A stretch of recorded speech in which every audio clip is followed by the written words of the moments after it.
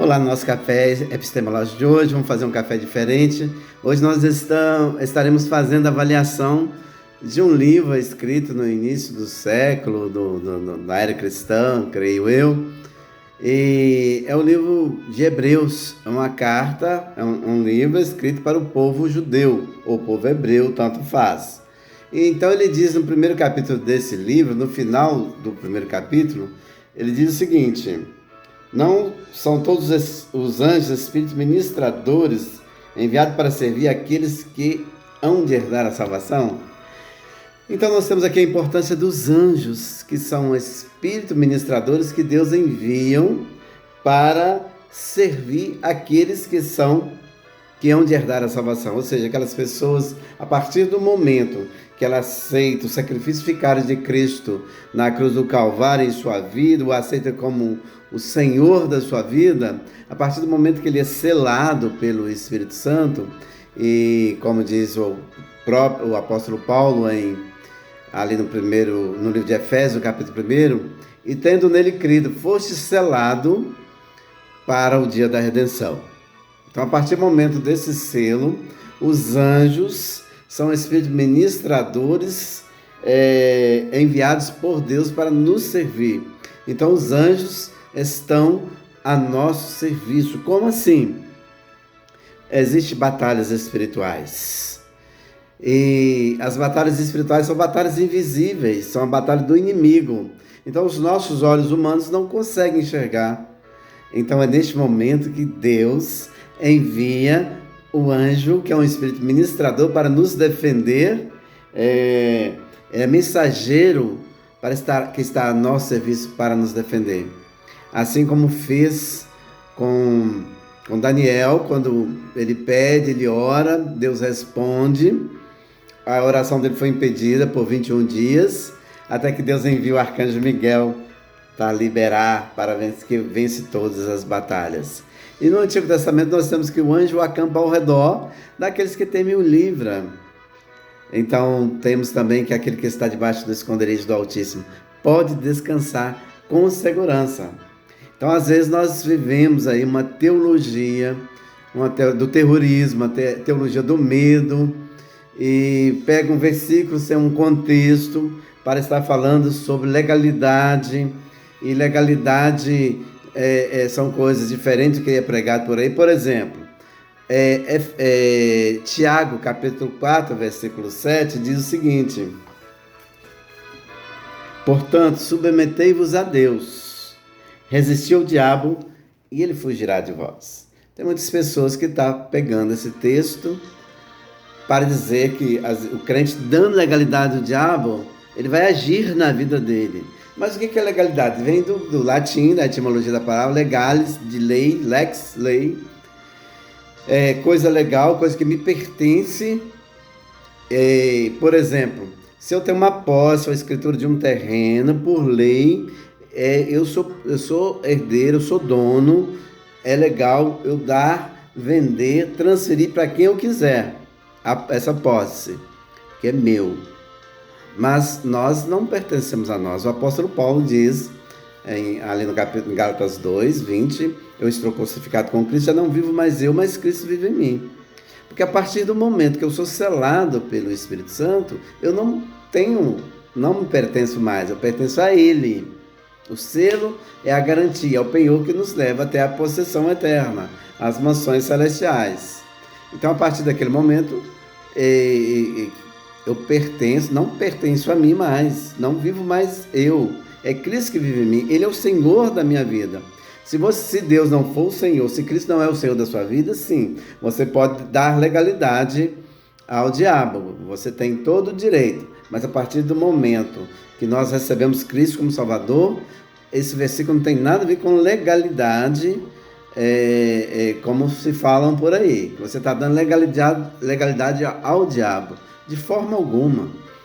Eu não tenho autonomia nenhuma, de uma forma legal, para dar legalidade ao diabo sobre a minha vida. Ela não pertence a mim, ela não é minha, entendem?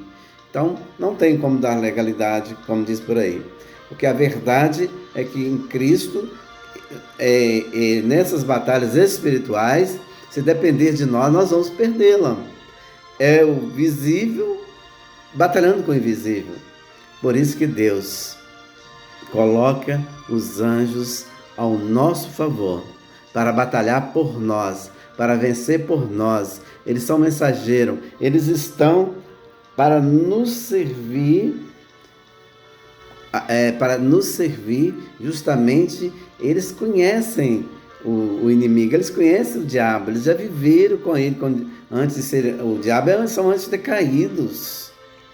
Só que os anjos enviados por Deus, eles podem vencer a batalha por nós, porque em Cristo nós somos mais do que vencedores por aquele que nos amou. Está no capítulo 8 de Romanos, a partir do versículo 31. Então, não fiquemos nesse desespero. Não entremos nessa vibe aí, dessa teologia do medo, essa teologia do terrorismo. Porque quando estamos em Cristo, a nossa vida pertence a Cristo. Então vamos ver aqui o que diz Efésios. Ele diz o seguinte, versículo 13: tendo crido, fostes selados com o Espírito Santo da promessa. O verbo crer aqui está no particípio passado, crido. Ou seja, quando eu criei, lá no passado, não importa quando, a partir do momento que eu criei, eu fui selado pelo Espírito Santo. E esse Espírito Santo é que me dá a garantia, que diz aqui, fosse selado no Espírito Santo da promessa. É aquela promessa que Deus diz: mandarei o Espírito Santo, que vai estar convosco todos os dias até a consumação do século. Não é esse Espírito Santo que eles pregam por aí também não é o da Bíblia não. Porque o Espírito Santo, ele não é covarde. No momento de fraqueza sua, ele vai fugir de você, ele vai sair de você, como pregam. Isso não tem base bíblica. Já pedi até hoje, eles pegam um texto que não tem nada a ver. Porque em Romanos 8:26 diz que o Espírito Santo intercede por nós com gemidos inexprimíveis. Como é que ele vai interceder se ele sai?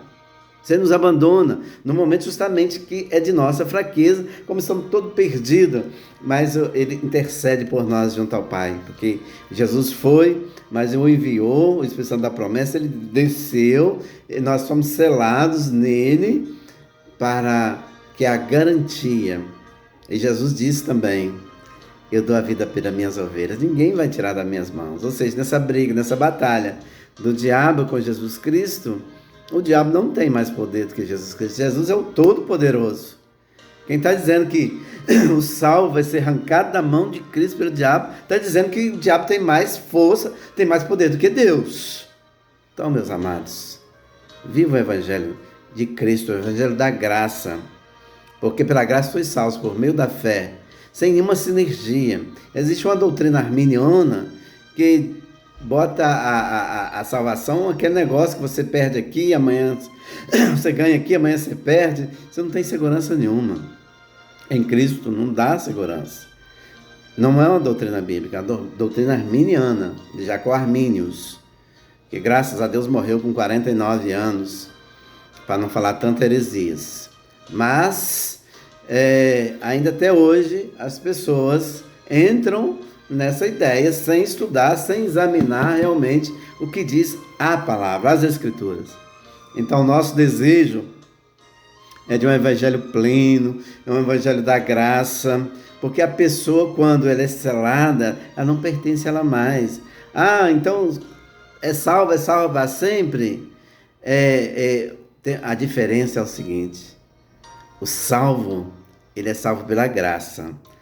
O salvo é selado, é esse selo que garante. Mas tem muitas pessoas que não são seladas, elas estão na igreja, elas falam bonito, ela rodopia para lá, para cá, ela diz que Deus está mandando falar, Deus manda te dizer, mas isso tem nada a ver com Deus, não. E essas pessoas, se não forem seladas, elas podem fazer o que quiser, pode falar mistério, entregar mistério. Isso não é garantia de salvação. A garantia de salvação é o selo do Espírito Santo. Então, quando nós recebemos o selo do Espírito Santo, ele nos dá a garantia. É Ele, é Cristo. A nossa garantia não está em nós, está em Cristo. Porque se dependesse de nós, estaríamos irremediavelmente perdidos. Mas pela graça nós somos salvos. É assim que somos salvos, nós passamos a pertencer a Ele. Nós somos dele. Ele é nosso. E nós não vamos ter alegria em estar fazendo, sendo pecadeiro, né? Eu digo, existe pecador que todos somos. Quem disser que não tem pecado está dizendo que Deus é mentiroso, está enganando a nós mesmos, está no livro do apóstolo João. Mas eu sempre falo, existe o pecador e o pecadeiro, aquele que peca por profissão. Para ele não faz diferença. Esse aí não tem o selo. Porque quem tem o selo do Espírito, esse é salvo. E é garantido, e o Espírito garante, a Bíblia que está dizendo, ele nos leva até a possessão, a qual é a garantia da nossa herança, até a redenção, da possessão adquirida para o louvor da sua glória, a possessão adquirida por Cristo na cruz, através do seu sacrifício vicário na cruz do Calvário. Então, não depende de nós, né? Pela graça e pela fé. Até a fé quem dá é Deus, não somos nossa não, né? É a misericórdia dele. Então, aquela pessoa que que não tem aquela vida, que tem muitos prazeres com as coisas que não estão em consonância com a palavra, é porque não foi selada. Aí sim, pode estar na igreja, pode batizar, pode fazer o que quiser, menos estar salva. Tá certo? Então vamos pensar mais, vamos examinar mais, né? Para que possamos não sermos enganados pelos ventos de falsas doutrinas. Porque Jesus nos advertiu que surgiriam muitos falsos profetas e enganariam a muitos. Vamos ter cuidado com isso, para não sermos enganados pelos falsos profetas. Nós precisamos conhecer a palavra, porque ela é a nossa regra de fé, é a nossa base. Fora daqui, fora da palavra, fora de Cristo, não há salvação. Então, aquele que é nascido da água e do Espírito, ele é salvo. A água é Cristo Jesus, o Espírito Santo que convence o homem do pecado, da justiça e do juízo. Então, no momento de nossas fraquezas, ele vai recalcular a rota. Olha, você saiu do caminho, ele nos coloca no caminho novamente, porque nós pertencemos a ele. Meu sincero shalom. Espero que tenha esclarecido, mas leiam, não precisa de concordar comigo, assim não. Leia, examine e veja o que o Espírito Santo, que a Escritura é revelada, está dizendo. Meu sincero shalom, meu grande abraço.